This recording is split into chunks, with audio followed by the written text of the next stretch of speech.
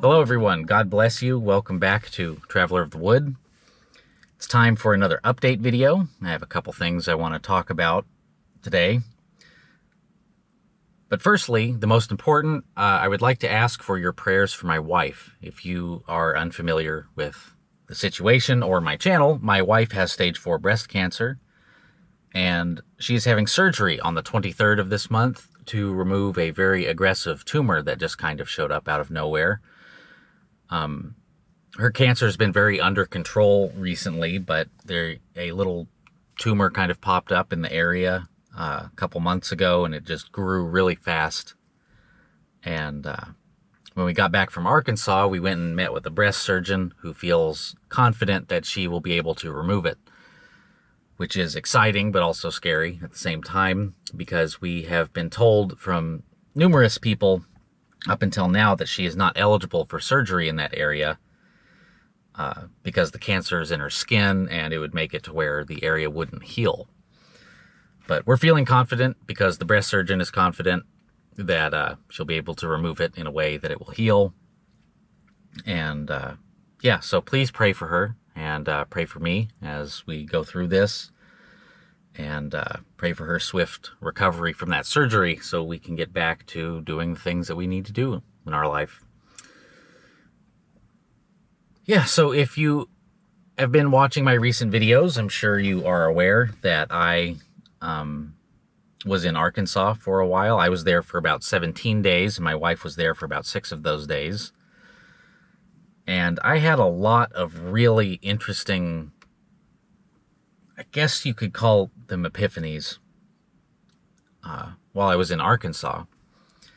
I spent a lot of time in the woods in Arkansas, and Arkansas forests tend to just really speak to me more so than any other place that I've been. But it's weird because sometimes when I feel like creation is talking to me, it often feels like it's talking to me in a language that only I understand, but have difficulty translating. So that's kind of what I've been working on since I've been back, is just kind of integrating some of these new ideas and trying to make a linguistic model of them. Something I've been really struggling with recently is finding purpose, finding direction, I guess you could say.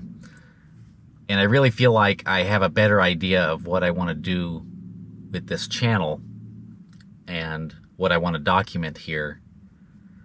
And my whole goal has always been to help people, but now it seems a little bit more focused, and I just want to help people realize some of the truths about reality and how to navigate modernity in such a way that you can work to escape it, essentially. And some people are really happy in modernity, and to me that doesn't make sense, but I do know that people are different than I am, and some people don't want to exit modernity. They don't want to leave the comfort of the familiar, even if the familiar is abusing them, essentially. And this is a common psychological thing that happens to people sometimes. But one of the things that happened, I'm actually going to be making this video quite short due to this. My air conditioner in my car went out. And normally that wouldn't be a big deal in September because we're coming up on autumn, and, you know, I can deal without it until, you know, the spring.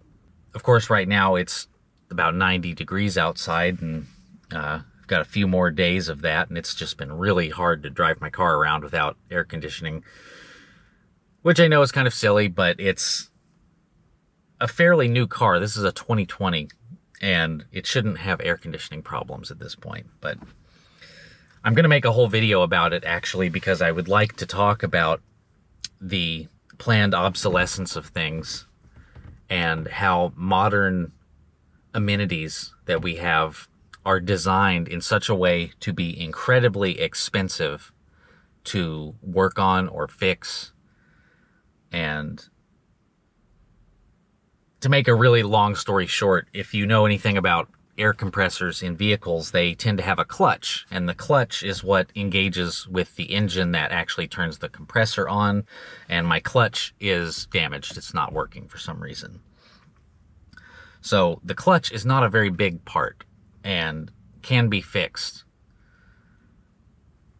But the way automobile repair places work is kind of the same way doctor's offices work, where they have a standard of care that they do, and they require you to do all of these other steps before they work on the actual problem. And this makes everything incredibly expensive, especially in my car, because my car uses, the 1234YF Freon. And that's the most expensive type of coolant for your air conditioning system. And the machine that they have to hook up to your vehicle in order to evac that coolant and replace it or put it back in, it costs about $500 just to do that step, which is insane and ridiculous. But I had to do that while I was in Arkansas, and I went to a place that was very much trying to screw me over. And like I said, I want to make a whole video about that, because it was a very interesting experience, and I just realized like how much this new modern stuff is just designed to be oppressively expensive, essentially. And it's not a good situation. And in order to replace my clutch, also, by the way, I would have to take the entire front end off of my vehicle, which is also insane that it was designed that way. But like I said, that's a different story for a different video. But yeah, so it's been hot in my vehicle. I'm sitting here in my vehicle with my windows rolled up right now, and it is already getting warm. But that was a side subject. Like I said, being in the woods in Arkansas, and then the dealing with my my grandmother passing away, really, I was having a lot of thoughts about death, and, you know, kind of coming to terms with some ideas of death that I have, and realizing just how truly short this life is. And obviously I deal with this every day because I have a wife that has cancer. But death is just almost always around the corner. And something I was kind of meditating on while I was out there is, if I were to be terminally ill and told that I just have a little bit of time left to live, would I feel happy with what I've done in my life? And when I was younger, I used to have this philosophy of never having regrets, always making a decision knowing that I was making this with the intention of not having a regret about it. And that worked for me for quite a while. But then I got older, and then I started, you know, establishing a little bit more in regards to my religious framework, and realized that I have made mistakes in my life. I have done some things that I regret.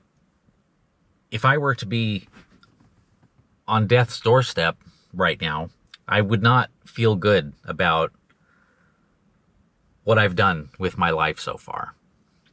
And I've done plenty of things that I consider to be wonderful and great, and I've done a lot to help people, and I've tried to live, you know, according to my I guess Christian ideals, you could say. But I still don't feel like I've done enough, and I don't know if I ever would feel like I've done enough. But all of that thinking kind of reoriented my compass needle, I guess you could say, to give me a focus point. And that focus point, as I said earlier, is really to help people navigate their way out of the modernity fog and chaos that we're all in.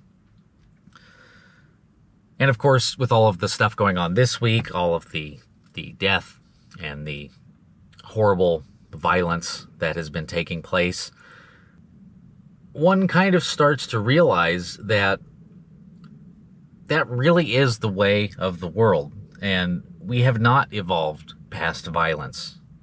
And there's plenty of people, especially those on the left, that ironically say that, oh, we've evolved past this and there's no need for war and there's no need for violence and death. Yet, all it takes is just one little twig breaking to send people spiraling into the animalistic rage and violence. And we all have that. And I don't think that that's going away. I think that's very much a part of our humanness. So instead of trying to just suppress that until it boils over, which I think is what a lot of people have been doing, we need to just come to terms with the fact that that's how things are and try to figure out maybe some other ways to move past it. But one of the biggest things we can do to move past it is to get out of the insanity, get out of the culture of abuse and the culture of consumption and the culture of all of these things that are just giving us this false sense of psychological security, to the point where when any little small inconvenience happens, it makes us, lose our minds. It's not healthy, clearly. And we've got to do something about it. And I feel like my place in all of this is to start trying to use this channel to help guide people out of it. I mean, that's all I can really do. And I'm always wanting to do more, but I'm also trying to realize, what my limitations are. I've been very blessed recently because I have had a very open, easy, amorphous kind of schedule. I essentially work when I want to and focus on myself when I want to, and I'm incredibly blessed to have this, and I realize that. But because of that, I've had a lot of time to work on this channel, and I want to continue working on this channel and making it better. So if you're watching this and you have some ideas for some stuff you want to hear about or what you want to see from me, please let me know. I'd love to hear your feedback. All that said, trying to think if there's anything else of note to update everyone on. I'm very excited for the weather to get back to a tolerable temperature. It's been really hot in the Midwest. It's been really hot down in Arkansas when I go down there. So it's been difficult to be out and about as much as I want to. Most of my videos have been just done from the inside of my car. And I don't like that because my channel is called Traveler of the Wood. I want to be bringing you these videos from actually being out in the wood. So cooler temperatures will result in more videos of me being outdoors. As I said earlier, this life in this realm is so short and it's so ephemeral. And it's silly to assume that everybody is going to be able to do something big with their life. And I certainly don't expect that of myself because I know better. I'm not going to necessarily change the world or anything. But I can use my skill set and my passion and my drive to channel it towards something maybe that will help others. And helping others is really what the name of the game is. So that's most certainly my goal here. I would like to thank all of you so much for being here. In the last 28 days, I've had 35 new subscribers, which is just unbelievable to me. A couple of my videos have gotten pretty popular by my standards, and I'm really, really grateful that a lot of you have listened to some of my commentary and chosen to follow me because of this. It's really special to me that a lot of you are here. So I would like to thank you all from the bottom of my heart. I really, really value your time and attention that you're spending looking at my channel and watching my videos. I really do deeply appreciate it.